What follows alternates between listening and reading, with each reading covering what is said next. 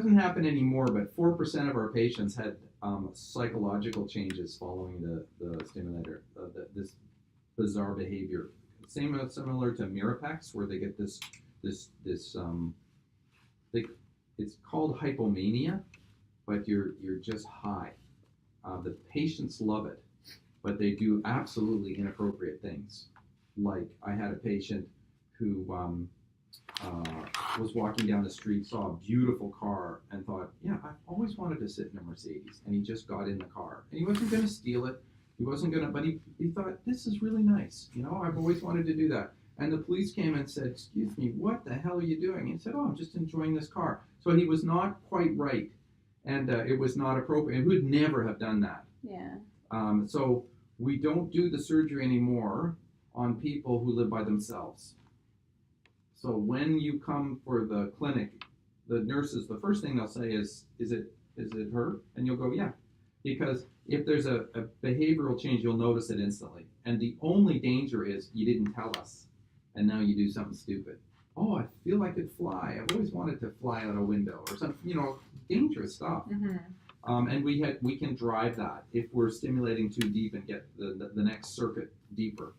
But it's instantly fixable by adjusting the stimulator, and then you come away, and then within a few hours you're totally back to normal. It's not a permanent thing, but it's something that we worry about, and we'll be warning you when we change a stimulator. Just let us know if there's any weird behavioral changes, because if there are, you got to tell us, and we'll just adjust away from that. It was a problem when we didn't know that was a problem. Yeah, now we know it's a problem, and we just warn them, and we haven't had a problem since, because you'll be looking for it. And I don't mean little tiny things, so if she's more stubborn or something like that, she won't do the dishes. I mean, it's like a completely different person, and you'll know instantly, and you'll know, and then you tell us, and we'll. Sometimes we can see it right in the. But as I say, it's 4%, 4 people in 100, so it's kind of rare. But if it happens, just tell us. Is there anything that they wouldn't be able to do the same that they do No. now? Apparently, there's no restrictions. Like swimming, I guess, is not Yeah. an issue. Yeah. So I always worry too about weightlifting too, because sometimes you drop the weights on her body. Like the barbell would sit here in CrossFit. Yeah, you're going to decide. I mean, the goal is not to restrict you, but to allow you to live your life. It'd be stupid if we said, here's your stimulator, go sit in bed. You know, what we have always tried, we've never had someone quite so young for Parkinson's, but what we have always tried is, please forget that you have Parkinson's and get on with your life. Yeah. Stop looking at the device and worrying about the device. We used to give patients the ability to micro-adjust, like you can adjust the stimulator up or down. We can give you the ability to do that. And then we found that people were walking down the street and, yeah, my stride length's a little short. Let me just stop walking down the street, adjust my stimulator, and then we found the world was turning into this stimulator psychologically, and we took the control away from the patients, and we said, look, we've done this, forget about it, go live your life, and then get on with your life, try and go out. So whether it will, you know, interfere with your CrossFit, I don't know. There's a pacemaker, right? And I'm guessing we would probably want to put the pacemaker sort of out of the way in your belly. And then would I be able to be pregnant one day? There's no reason why you couldn't. Would that affect it there, I guess? Yeah, I wonder if, I don't know. We'll think about the placement later. I know. Well, that's the small sort of stuff. And talk to the nurses about that, because they might have a better idea about having seen 500 patients, who complains, or who, but we have had skinny girls. You know, we put the pacemaker down here just for cosmetic to hide it. Mm-hmm. I don't think I'm really think about these things. I'm not mad if you can see it, because it's changing my life. Well, let's hope so. But those are little things that you could discuss maybe with the nurses to really, you know, we have yet to put it on the back. Yeah. Some people have reported that, but normally it's just under the clavicle here. I'm thinking we normally put in, they're called primary cells, which is just a battery, which you just forget about it, and 4 years later I'll replace it. But there are rechargeables that last much longer, like 10 years or There's another company that thinks they can last 25 years, and that might be interesting, as opposed to having multiple operations every 4 years to replace the battery, maybe putting in a rechargeable right up front. The problem with the rechargeables is you have to remember to recharge it, and it reminds you you've got an illness. You know what I mean? Yeah. As opposed to, it's just you would put like a mouse over your shirt, and you'd sit there for half an hour, and the screen would say fully charged, and then you'd walk away. It would charge it through your skin. I'm sure I can set an alarm to remind me. Well, you'd have to just do a little bit every day or a lot every week, but you have to do it. So one option, those are little things, and you can talk to the nurse about rechargeable or primary cell. What we sometimes do is we put in a primary cell and see how long it lasts. If it lasts 5 years, maybe you say, just give me another one. If it lasts 2 years, and I'm coming back every 2 years for surgery, maybe it's time to get a rechargeable. But the rechargeable initially hit the market with a big fanfare. Oh, it lasts 10 years, but nobody talked about the fact that you got to recharge it, and it reminds you that you're sick, and psychologically. Do you know what I mean? Mm-hmm. As opposed to, I got set it and forget it. I'm gonna get on with my life.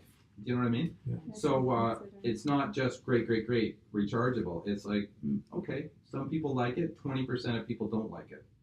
So another thing to think about when you meet our nurses. Battery technology in 5 years might be even better and better. Yeah. Absolutely. And the other thing is we're not burning any bridges. Excuse me. They come in with a stem cell transplant or something like that. We'll just take them out. We'll take your platinum wires out and throw them away. It's not like we burned any bridges or anything like that. Mm-hmm. So it's reversible is another concept. Mm-hmm. Just taking these measurements, I know one of Helene's questions that we get anxious about sometimes is if you're off your medications, like when you had your scan. Yeah, my gut scan had to be off. Yeah, and so that's one fearful bit for her. Yeah, so you're off. Your measurements, what Yeah, do you do? yeah. So a couple things as we want to evaluate you before surgery. Not today, but my nurses do that, and you get a formal UBRS evaluation. So you come in off your meds, not having taken meds since midnight. Before the surgery? No.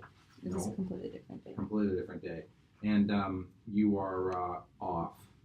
And we videotape you off, and you try and walk, and you try and draw circles, and then you take your meds, and when you kick in, you're videotaped again doing those same sort of things. And if there's a big difference between them, you're a great candidate for surgery. But I haven't seen you off.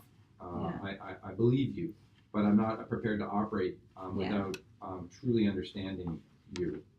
And then the nurses will also do an IQ test and a mood test and these 5-minute tests to make sure I'm not missing anything and that the family isn't hiding the fact that you truly are demented and couldn't find your way home without their help. And I don't think that's the case. Okay. I have to be absolutely clear I understand exactly who you are before I'm prepared to operate on you.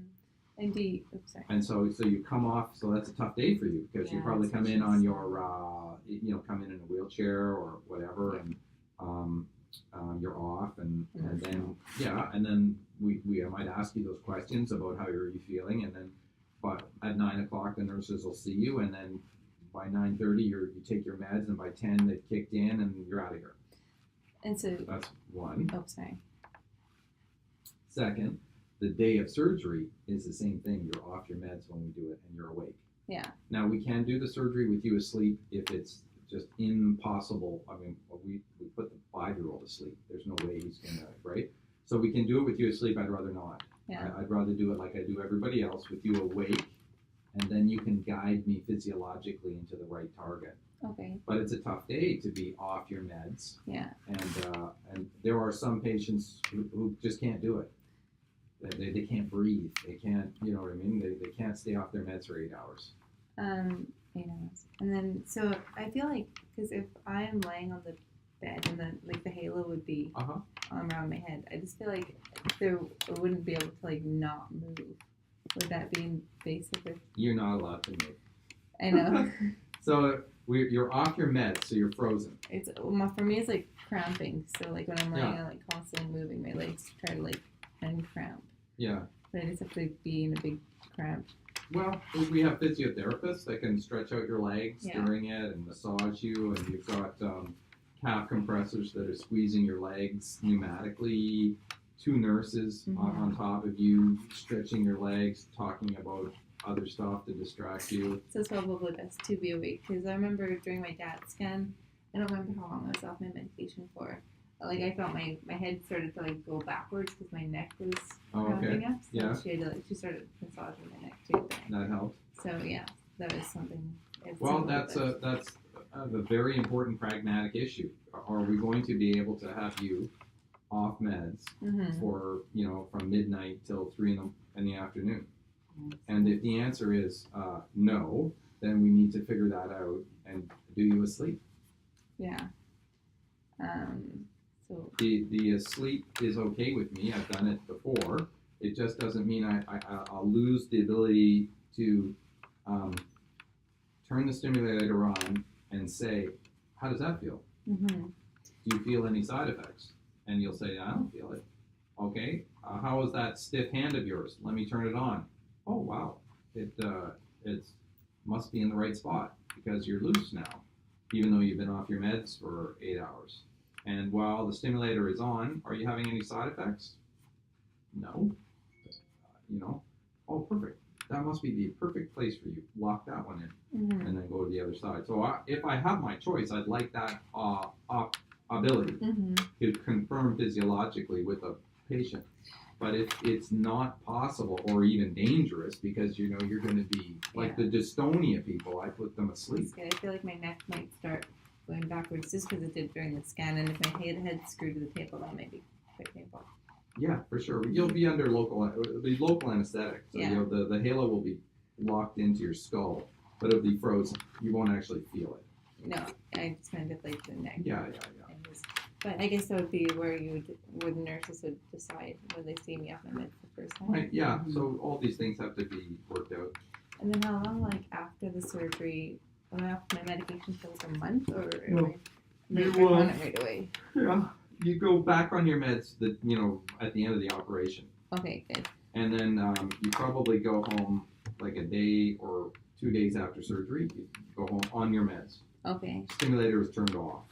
It's just in there, but it's turned off. And then we wait for you to get back to baseline, and usually come in and see the nurses about a month after surgery.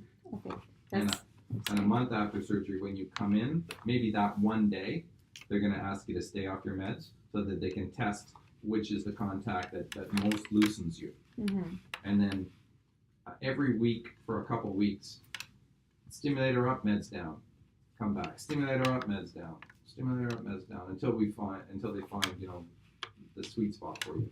Okay, see you in a year. And then like how soon after I go home would you recommend resuming normal? You're not allowed to do anything strenuous for 6 weeks, and strenuous is where you would naturally grit your teeth to do it. Okay. So if you can pick up a bag of groceries and not, but if you're going, So I can't. if you're doing that, Yeah. we wouldn't want you doing that. So like literally lifting a weight So where you gut it out. We wouldn't want you to do that for 6 weeks. You'll give you a wicked headache. So like going for walks would be okay. Perfect, but not maybe a run. Yeah. Nothing where you would fall, like not rollerblading, not maybe bicycling, but